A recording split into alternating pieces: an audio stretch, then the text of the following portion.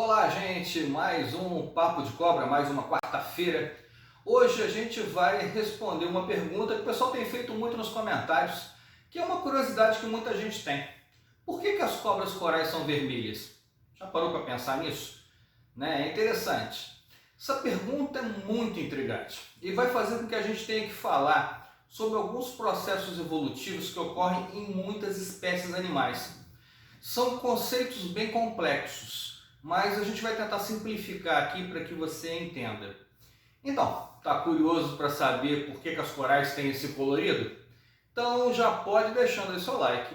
Se você ainda não está inscrito no canal, você está chegando pela primeira vez, por favor se inscreva no canal, já ajuda a gente.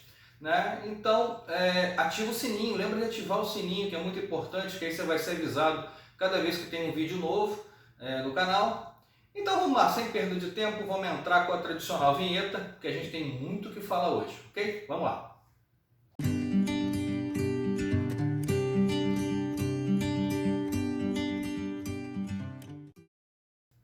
Então vamos lá, por que as cobras corais são vermelhas? Bem, elas são vermelhas porque evolutivamente elas desenvolveram um sistema de defesa que a gente chama de aposematismo. Aposematismo. Esse termo, aposematismo, ele foi desenvolvido pelo zoólogo inglês Edward Poulton e pode ser chamado também de coloração de advertência. A origem da palavra ela vem do grego. Apo significa longe de, sema significa sinal e ática significa série ou conjunto, pode ser. Ou seja, a grosso modo, aposematismo significa o conjunto de sinais para que a gente se afaste. Então, bem simplificadamente, aposematismo é uma característica que algumas espécies têm, elas desenvolveram ao longo de milhares e milhares de anos de evolução. Algumas espécies elas apresentam essas cores vivas e marcantes, que é uma forma de advertir, de sinalizar os possíveis predadores que ela tem um gosto ruim, ou então que ela possui algum veneno. Né? Essa cor de advertência funciona mais ou menos como um sinal. É como se esses animais quisessem dizer para os predadores: ó, não encosta em mim porque eu posso te fazer algum tipo de mal, ou não tenta me comer porque eu tenho um gosto não muito agradável, um gosto muito ruim. Então essas cores como vermelho, como amarelo, preto, laranja, elas são cores que são utilizadas para chamar a atenção. E é exatamente por isso que elas são utilizadas para destacarem os seres vivos que são considerados perigosos. Essas cores elas podem cobrir o corpo todo do animal ou ela pode formar desenhos. As cores por si só formam alguns desenhos, que é o caso das corais, né? Então, a vantagem para esses animais aposemáticos é que eles são pouco atacados, porque os predadores percebem o alerta de perigo, que são as cores, né? Vêm essas cores vivas, brilhantes que eles apresentam, e aí se afastam desses animais porque eles são considerados como animais perigosos. Claro que esse método de defesa ele funciona melhor quando os predadores utilizam a visão para reconhecer a presa. Não adiantaria nada o animal ter cores vivas se o predador utilizasse o olfato, por exemplo, e não a visão para identificar a presa, porque aí a cor não faria o menor sentido. Então é uma adaptação entre o animal aposemático e o predador que usa a visão para isso. Mas aí vocês vão me perguntar assim, mas Cláudio, e as falsas corais? Né? Elas não possuem veneno. Né? Então por que elas são vermelhas? Elas não têm essa intenção de avisar o predador que elas são perigosas, porque elas não são perigosas. Né? Porque elas utilizam uma outra tática de defesa que é chamado de mimetismo. Mimetismo é basicamente um mecanismo que alguns animais e algumas plantas possuem para imitar outros organismos com a vantagem de conquistar algum tipo de vantagem, né? Seja para capturar uma presa ou seja para se esconder de um possível predador. Alguns animais mudam de forma e até mudam a cor do corpo para parecerem animais mais fortes, mais perigosos e assim causarem medo nos predadores sem serem necessariamente perigosos, né? Uma forma de enganar esses predadores. Algumas espécies de cobras não venenosas, por exemplo, elas assumem formas, cor, comportamento de espécies venenosas para assustarem os animais que lhe oferecem perigo. É o caso, por exemplo, da falsa coral, que a gente está falando aqui. Ela se torna vermelha ou muda o comportamento do corpo para poder parecer com uma coral verdadeira. Outras cobras também fazem isso, né? A boipeva também faz isso, imitando uma jararaca. A gente já falou aqui sobre ela. Se você não viu esse vídeo, eu vou deixar um linkzinho aqui em cima para você ver o vídeo da boipeva. Ela é uma cobra também não venenosa que imita a jararaca, né? Então, a boipeva, a falsa coral, que são animais que não têm veneno, ela se confunde com o animal perigoso. No caso, a falsa coral se confunde com a coral verdadeira, seja no colorido ou seja no comportamento. Então, o nome mimetismo vem daí, vem do termo grego chamado mimetis, que significa imitação. E cuidado para não confundir mimetismo com camuflagem, tá? Mimetismo é uma relação entre dois seres vivos. Um imita o outro. Então, como a gente falou, a coral falsa e a coral verdadeira, uma imita a outra. Camuflagem é quando o animal se esconde na natureza através do seu colorido ou do formato do seu corpo. Vou mostrar para vocês algumas imagens de camuflagem. Olha aí.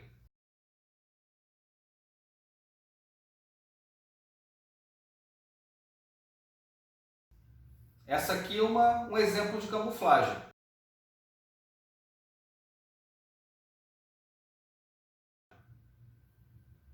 Olha esse aqui também, um outro exemplo de camuflagem. Tenta achar um animal aqui. Nem sempre é muito fácil.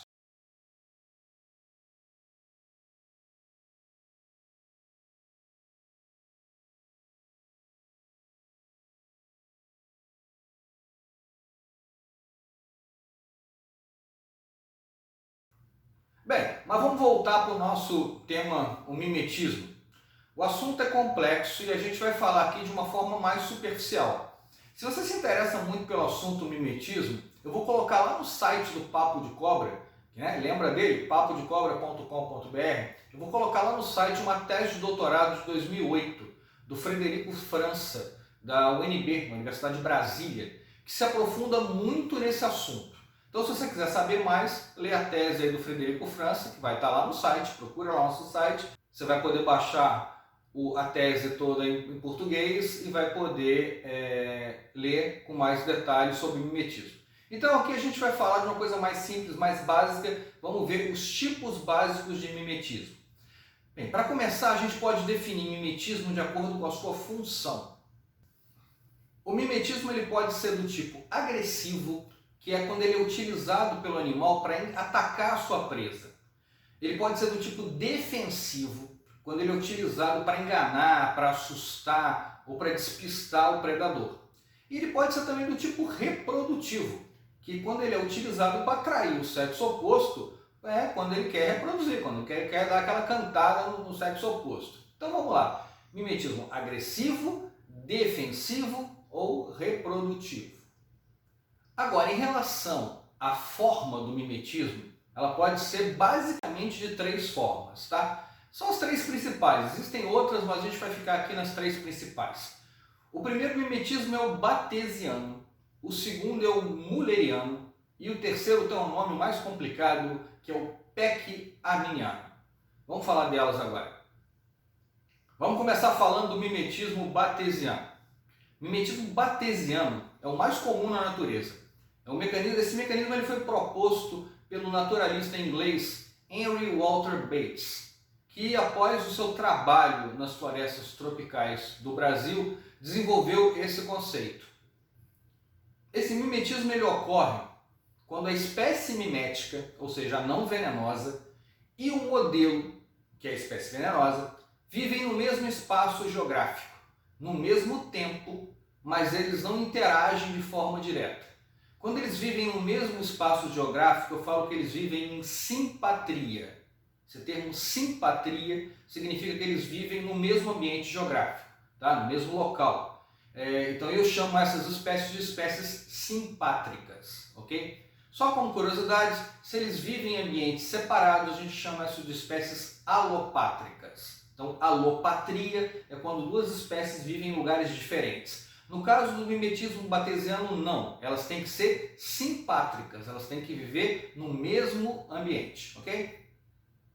Isso ocorre porque os predadores aprendem a evitar espécies que têm um gosto ruim ou que são agressivas, que é o modelo, né? No caso a coral verdadeira. O que acontece? Essa aversão ela tem que ser muito intensa, intensa o suficiente para que ela seja estendida até a espécie que a imita, a espécie mimética, né? Ou seja, no caso aqui a falsa coral. Então nesse caso a falsa coral se dá bem. Por quê? Porque os predadores pensam que ela é verdadeira e a evitam, né? Então ela se aproveita da semelhança e acaba entrando na boa, não sendo predada, não sendo atacada, porque as pessoas pensam que é aquela coral falsa, que é mimética, que faz o mimetismo batesiano, ela imita a coral verdadeira e as pessoas pensam que é tudo igual, né? A gente mesmo tem dificuldade. Quantas vezes a gente manda vídeo aí, o pessoal manda vídeo pro canal perguntando: essa cobra, a coral aqui é verdadeira, é falsa? Quando é falsa, ela está imitando a verdadeira, ela está fazendo o mimetismo batesiano,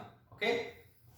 Agora, uma característica importante no mimetismo batesiano é que o modelo, nesse caso a coral verdadeira, né, ela tem que ser muito mais abundante na natureza do que a cobra que vai imitar, né? De tal forma que o predador tenha muito mais chance de encontrar a espécie com gosto ruim, ou a venenosa, no caso que a gente está falando da coral verdadeira, e vai aprender a evitar o complexo. Se fosse ao contrário, não ia dar certo, né? Porque ela ia começar a predar corais falsas que estavam em maior quantidade, ela não ia sentir gosto ruim nenhum, ou não seria atacada, então não teria sentido nenhum de criar esse modelo de mimetismo batesiano. Então lembra, no mimetismo batesiano, o modelo, né, a coral verdadeira, aquela que está sendo imitada, tem muito maior quantidade do que aquela que a imita. No nosso exemplo, a falsa coral. Valeu? O segundo tipo de mimetismo que a gente vai falar hoje é o mimetismo milleriano. Ele foi proposto também por um outro zoólogo, nesse caso o Fritz Miller, e alguns autores acreditam que possa estar relacionado a outras espécies de coral verdadeira. Então, a gente pode ter um mimetismo batesiano em coral, mas algumas outras espécies de coral fazem um outro tipo de mimetismo, que é o mimetismo milleriano. No mimetismo milleriano, a situação é diferente do batesiano. No batesiano a gente comparou, né, a gente viu que uma coral falsa imitava uma verdadeira. No mimetismo milleriano, acontece entre duas ou mais espécies de corais verdadeiras. Todas são verdadeiras.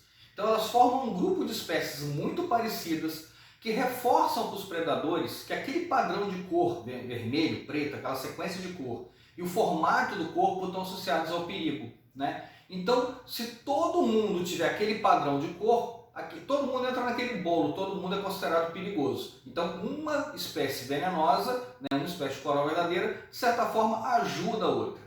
Da mesma forma, é muito importante que essas espécies miméticas, que fazem mimetismo milleriano, elas possam ocorrer também no mesmo local. Elas têm que ser simpátricas, né? Por quê? Elas têm que estar todas juntas. Não adianta um mimetismo milleriano quando eu tenho elas em áreas diferentes, né? Elas sejam alopátricas. Não pode, elas têm que ser simpátricas todas na mesma região e principalmente todas na mesma época do ano. Não adianta uma viver naquela época na primavera e outra viver no inverno, por exemplo.